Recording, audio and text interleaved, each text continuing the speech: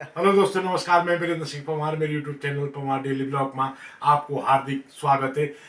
मैंने जो पिछली वीडियो बनाई थी, मैंने उसमें बोला था मैं जो सरकार में प्रतिपक्ष के नेता जसपाल आर्य जी हैं, मैं उनकी वीडियो आपको दिखाऊंगा।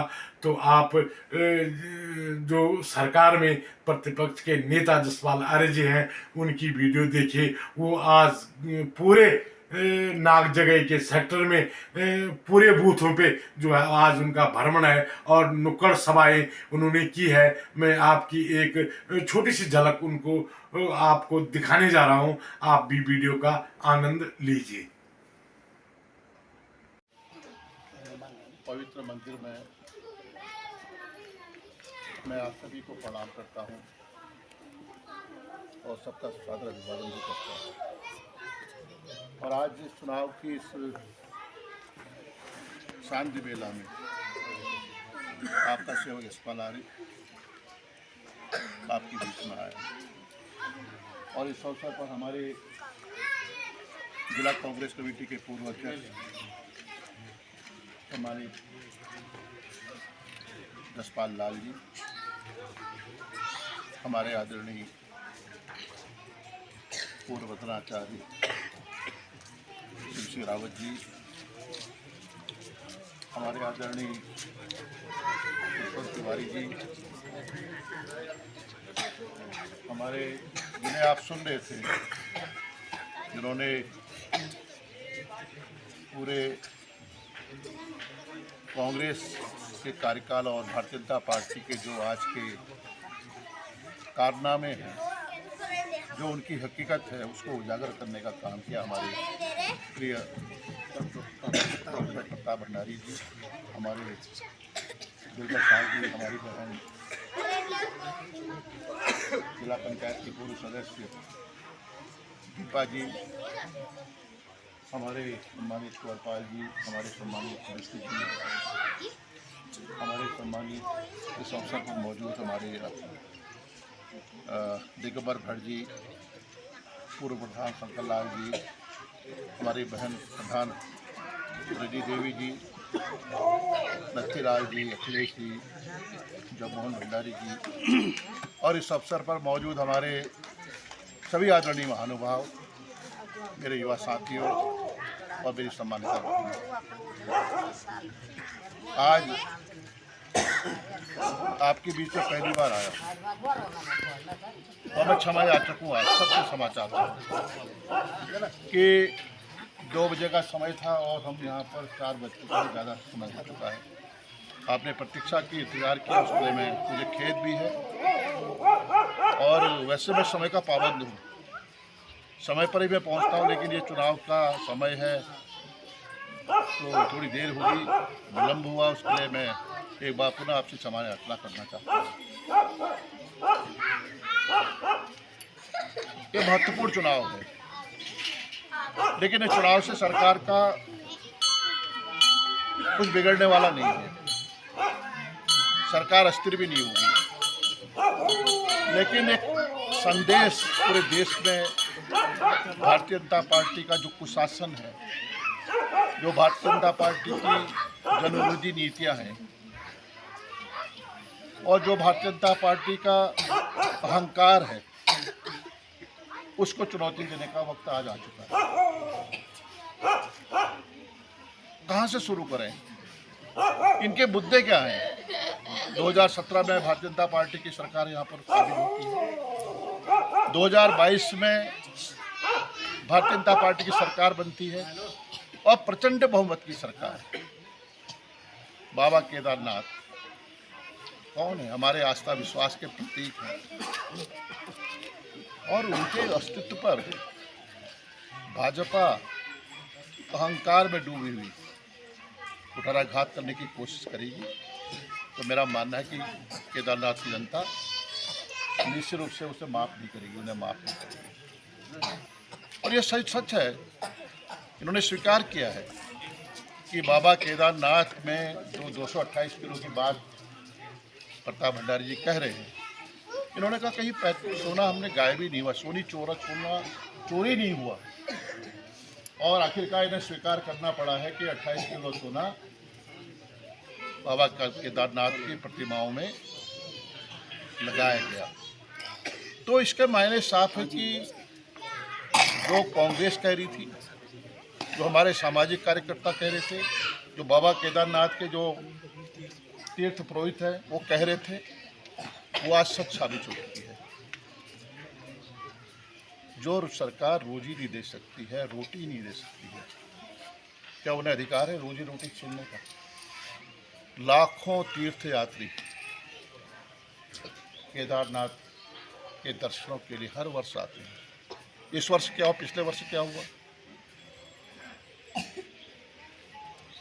पूरा इंतजार करते हैं कि यात्रा शुरू होगी।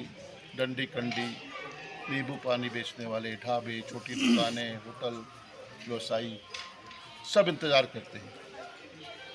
और इस साल भाजपा की गलत नीतियों की वजह से सब कारोबार ठप हो गए। लोगों के घरों के चूल्हे नहीं जले। और ये सनातन धर्म की बात करते हैं। ये भगवान राम के उपासक हैं। ये भगवान राम से सीख नहीं लेते हैं। भगवान राम ने रावण के अहंकार को नष्ट किया। अहंकारी रावण कहते ना, आज भी कहते हैं हम लोग, हमारे परिवार में बातें होती, घमंड तो रावण का भी नहीं रहा। कहते नहीं कहते हैं, घमंड तो रावण का भी नहीं रहा। आज वक्त आ गया है इनके अहंकार को खत्म करने का। क्योंकि जो हो रहा है प्रदेश में, मुद्दे क्या है? आज का मुद्दा क्या है भारतीय जनता पार्टी का? किस मुद्दे को लेकर इस चुनाव में आपके सामने आ रही है? केदारनाथ की बात कह रहे हैं भारतीय जनता पार्टी की, कह रही है, खामोश से चुप है। रोजगार की बात कह रही है, कितने मरे वो भी पता नहीं, कितने लोगों की मौतें हुई कोई अता पता नहीं। जिस दिन गौरीकुंड से लेकर सोनप्रयाग का पूरा मार्ग ध्वस्त हो चुका था, आपका सेवक यशपाल आर्य सोनप्रयाग में था, सोनप्रयाग में मौजूद थे। हाहाकार मचे हुए थे, लाशें बह रही थी, घोड़े खच्चर जा रहे थे। कोई प्रशासन का कोई नुमाइंदा, कोई प्रतिनिधि वहाँ मौजूद नहीं था। हाँ, इस बात को स्वीकार करते हैं।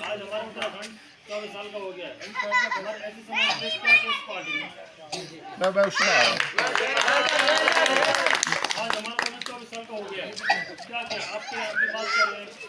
आप बैठिए, मैं कहता हूँ, अभी मैं कह रहा हूँ। मुझे बोलने दीजिए, मुझे बोलने देंगे आप? बैठ जाइए आप। मैं इस मुद्दों पे आ रहा हूँ कि मुद्दे क्या हैं। मुद्दों की बात करें ना भारतीय जनता पार्टी। आज के मुद्दे क्या हैं? क्या रोजगार मुद्दा नहीं होना चाहिए? अरे सुनिए भाई, क्यों डिस्टर्ब कर रहे हैं मुझे? क्यों डिस्टर्ब कर रहे हैं? बेरोजगारी बता तो रहे हैं। आप डिस्टर्ब क्यों कर रहे हैं मुझे? आपको बोलना था, पहले बोलना चाहिए था। आज रोजगार मुद्दा है, होना चाहिए नहीं होना चाहिए? पलायन मुद्दा होना चाहिए नहीं होना चाहिए? महंगाई मुद्दा होना चाहिए नहीं होना चाहिए? आपदा मुद्दा होना चाहिए नहीं होना चाहिए? आरक्षण मुद्दा होना चाहिए नहीं? संविधान बचाओ, संविधान को बचाना भाजपा का क्या उद्देश्य? क्या संविधान बचाना, संविधान को नष्ट करना? आप कह रहे हैं ना कि आप कह रहे हैं कि कांग्रेस ने क्या किया। मैं साफ तौर से कहना चाहता हूँ, कांग्रेस ने आपको मुख्य धारा में, अनुसूचित जाति समाज को मुख्य धारा में लाने का काम अगर किसी ने किया है, कांग्रेस ने किया है। आरक्षण की व्यवस्था किसने की? आपने कहा कि रोजगार किसने दिए? अभी वो बोल रहे हैं ना, उसी बात आज ये बोलने का जो साहस आप में है, ये किसने दिया? ये किसने दिया आपको बोलने का मौका? आपके यहाँ आज क्या कितने गाँव में, आपके कितने गाँव ऐसे हैं अनुसूचित जाति समाज के? मैं सर्व समाज का व्यक्ति हूँ। मैं साफ तौर से कहना चाहता हूँ कि यशपाल आर्य जातिवादी राजनीति नहीं करता है, कभी नहीं की। और जातिवादी राजनीति करके यशपाल आर्य यहाँ नहीं होता। जहाँ पर अन्याय होता है, जहाँ पर जाति होती है, जहाँ पर जुल्म होता है, किसी समाज के व्यक्ति हो, मैं उसके साथ खड़ा होता हूँ। या गलत हो या सही है बताइए? गलत है सही है? जो जिसके साथ जाति होगी, जिसके साथ जुल्म होगा, जिसके साथ अन्याय होगा, जिसकी अनदेखी होगी, यशपाल आर्य उसके साथ खड़ा होगा। और यही कांग्रेस की विचारधारा है, सर्वधर्म समभाव। कांग्रेस नहीं करती बात जाति बांटो, धर्म बांटो, मजहब बांटो, देश को काटो। देश को अंग्रेजों ने क्या किया? अंग्रेजों ने देश को बांटा है। उसी पद चिन्हों पर भारतीय जनता पार्टी चल रही है। आप उससे क्यों नहीं पूछते सवाल? भारतीय जनता पार्टी के मुख्यमंत्री से क्यों नहीं कह रहे हैं कि वहाँ पर बुआड़ी कहाँ है, कहाँ यहाँ से शिलापट लेके वहाँ लगाने क्या औचित्य था? क्यों ले गए यहाँ की शिलापट? ये जवाब देना होगा भारतीय जनता पार्टी के इस प्रदेश के माननीय मुख्यमंत्री को कि शिलापट ले जाने का क्या औचित्य था। दूसरा, केदारनाथ मंदिर का बनाने का क्या औचित्य था? ये सवाल हमारे यहाँ की महान जनता को, केदारनाथ की महान जनता को पूछना पड़ेगा, पूछना चाहिए। हम खामोश हो जाते हैं। और अनुसूचित जाति समाज, आज जो हम लोग इतना साहस है, इतना बोल रहे हैं, मुख्य धारा में हम लोग हैं, ये किसकी देन है? सामाजिक समरसता की बात भारतीय जनता पार्टी करती है। सामाजिक समरसता की बात आज हिंदुओं में भी बांटा जा रहा है। धर्म के नाम पर, जातियों के नाम पर समाज को बांटने के काम भारतीय जनता पार्टी कर रही है। अस्पृश्यता कितनी बढ़ रही है, कितना यहाँ पर दलित बेटियों के साथ बलात्कार हो रहे हैं, सामूहिक दुष्कर्म हो रहे हैं। कौन बोल रहा है? भारतीय जनता पार्टी। वो लोग कौन है जिन्होंने सामूहिक दुष्कर्म किया है, जिन्होंने बलात्कार किए हैं? कौन लोग हैं? भारतीय जनता पार्टी सरकार के जो उच्च पदों पर आसीन लोग, मंडल अध्यक्ष, पदाधिकारी, राज्य मंत्री, दर्जा राज्य मंत्री, सब लोग संलिप्त हैं। उनसे भारतीय जनता पार्टी कुछ कर रही है, उनको बचाने का काम भारतीय जनता पार्टी कर रही है। मैं कहना चाहता हूं, जो भाजपा के जो हमारे अनुसूचित जाति समाज के नेता हैं, यहाँ पर आ रहे, वोट मांगने के लिए आ रहे हैं, आप उनसे पूछिए, कभी जुबान खोली, कभी बोले? यह जाति हो रही है जो आज दलित बेटियों के साथ, अंकिता भंडारी के साथ। कौन लोग हैं वो? कभी बोलिए ना उनके सामने। जिसको जो बोलना है डायरेक्ट मोदी जाके मोदी के नहीं है, ये यहाँ के जो